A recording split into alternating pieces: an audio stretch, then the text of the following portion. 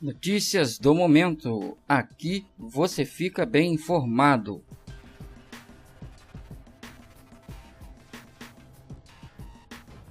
A gente abre esta edição com uma notícia envolvendo a rede de supermercados Carrefour. Na última quarta-feira, um segurança do supermercado teria espancado um cachorro na unidade de Osasco, em São Paulo. A denúncia feita nas redes sociais mostra imagens do animal com as patas traseiras feridas e marcas de sangue no chão da loja. Defensores dos animais e ativistas dizem ainda que houve tentativa de envenenamento do animal. O cachorro chegou a ser socorrido pelo Centro de Controle de Zoonoses, mas não resistiu ao ferimento e morreu. O cachorro estava na loja de Osasco havia alguns dias e chegou a receber água e alimentos dos funcionários do local. Ainda de acordo com denúncias nas redes sociais, o segurança da loja teria agredido o cachorro após uma suposta ordem de seu superior para limpar o mercado, que receberia naquele dia visita de executivos da empresa. Um laudo determinará a causa da morte. O artigo 32 da Lei de Crimes Ambientais considera crime as práticas de abuso, ferir ou mutilar animais domésticos, silvestres, nativos ou exóticos, e que podem render pena de detenção de 3 meses a 1 ano, além de multa.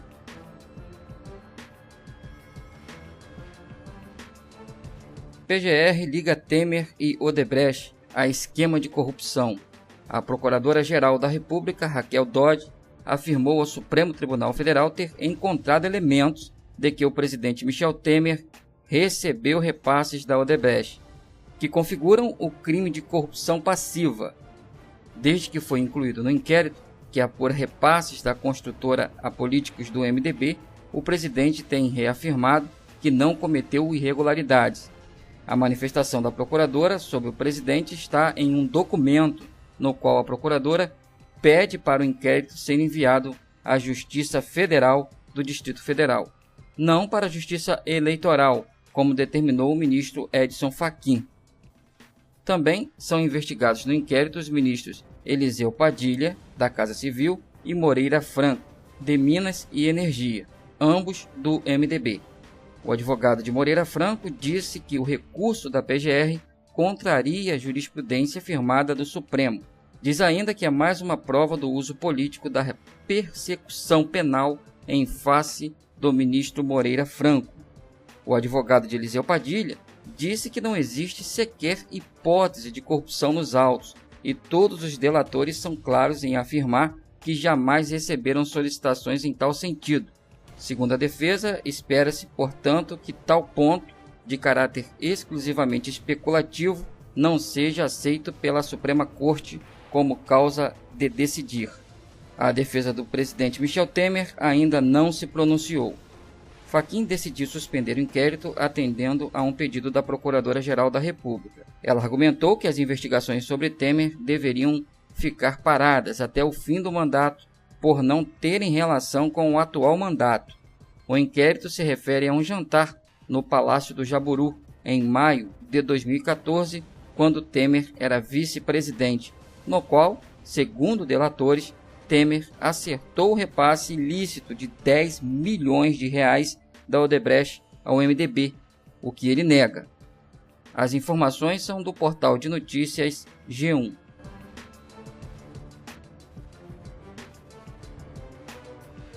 Turma do STF julga habeas corpus de Lula. A segunda turma do Supremo Tribunal Federal deve julgar hoje, a partir das 14 horas, mais um pedido de liberdade feito pela defesa do ex-presidente Luiz Inácio Lula da Silva. Fazem parte do colegiado o relator do pedido, Edson Fachin, e os ministros Gilmar Mendes, Celso de Mello, Carmen Lúcia e o presidente da turma, Ricardo Lewandowski. No habeas corpus, os advogados de Lula argumentam que a indicação do ex-juiz federal Sérgio Moro para o governo do presidente eleito Jair Bolsonaro demonstra a parcialidade do ex-magistrado e também que ele agiu politicamente. Moro irá assumir o Ministério da Justiça em janeiro. Ele era o responsável pelos processos da Lava Jato, na 13ª Vara Criminal de Curitiba. A juíza Gabriela Hart assumiu a função. A defesa de Lula quer que seja reconhecida a suspeição de Moro para julgar processos contra o ex-presidente e que sejam considerados nulos todos os atos processuais que resultaram na condenação no caso do Triplex de Guarujá, em São Paulo. Em parecer enviado ao Supremo Tribunal Federal na semana passada, a Procuradora-Geral da República, Raquel Dodge, se manifestou pela rejeição do recurso. Lula está preso desde 7 de abril na Superintendência da Polícia Federal em Curitiba, após ter sua condenação no caso confirmada pelo Tribunal Regional Federal da 4ª Região, que impôs pena de 12 anos e 1 mês de prisão ao ex-presidente pelos crimes de corrupção passiva e lavagem de dinheiro. Sérgio Moro nega qualquer irregularidade em sua conduta e diz que a decisão de participar do futuro governo ocorreu depois de medidas tomadas por ele contra o ex-presidente. As informações são da Agência Brasil.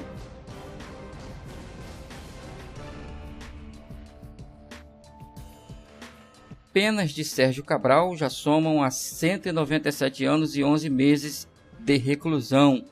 O juiz Marcelo Bretas, titular da 7ª Vara Federal Criminal do Rio de Janeiro, condenou, nesta segunda-feira, o ex-governador do estado, Sérgio Cabral, a 14 anos e 5 meses de reclusão em regime fechado, por lavagem de dinheiro, favorecimento à ex-mulher Suzana Neves Cabral e seu irmão, Maurício de Oliveira Cabral Santos, e recebimento de propina. Com a condenação, as penas de Cabral chegam a 197 anos e 11 meses de reclusão. Suzana Cabral e Maurício Cabral também foram condenados na ação. Segundo a acusação, os dois receberam R$ 1.100.000 em propina.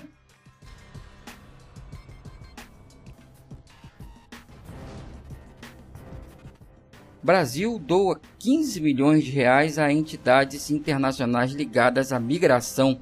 O presidente Michel Temer autorizou o repasse de 15 milhões para o Alto Comissariado das Nações Unidas para Refugiados e a Organização Internacional para as Migrações das Nações Unidas. Ambas as entidades se destinam a acolher pessoas em situação de vulnerabilidade em decorrência do fluxo migratório provocado pela crise humanitária. A medida provisória 860, assinada pelo presidente Temer e ministro das Relações Exteriores, Aloysio Nunes, está publicada no Diário Oficial da União de hoje. A doação ocorre no momento em que imigrantes venezuelanos buscam refúgio no Brasil, principalmente na região de Boa Vista e Pacaraima, em Roraima. No último dia 24, o presidente eleito Jair Bolsonaro defendeu um rígido controle na entrada de refugiados venezuelanos que chegam ao país. Ele afirmou que os venezuelanos fogem de uma ditadura e que o Brasil não pode deixá-los à própria sorte.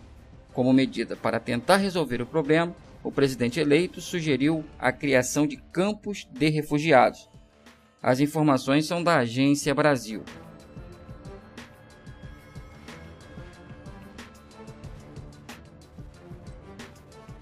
Notícia internacional: NASA chega a asteroide que pode ter resposta sobre a origem da vida. Uma nave da NASA chegou nesta segunda-feira à órbita de um asteroide primitivo, composto por moléculas que deram origem à vida na Terra e que podem apresentar novas informações sobre a história do Sistema Solar.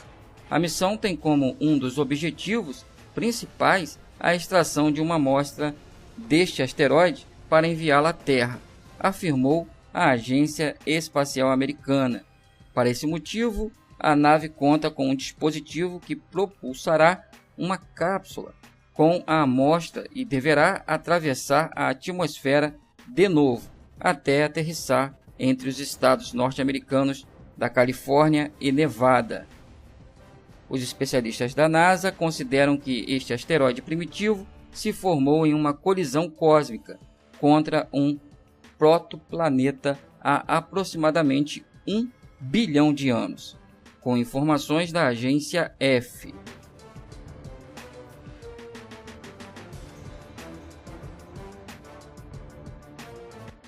Rússia fecha acordo nuclear com a Argentina. A Rússia assinou um novo acordo de cooperação nuclear com a Argentina, que já negocia com a China sobre a construção de reatores nucleares. A construtora de reatores estatal russa disse em um comunicado que os dois países haviam assinado um documento estratégico confirmando a parceria em energia nuclear na cúpula do G20 em Buenos Aires no final de semana. O acordo não é um contrato para construir reatores nucleares, mas um acordo básico, como outros que a Rússia já assinou com outros países. As informações são da agência Reuters.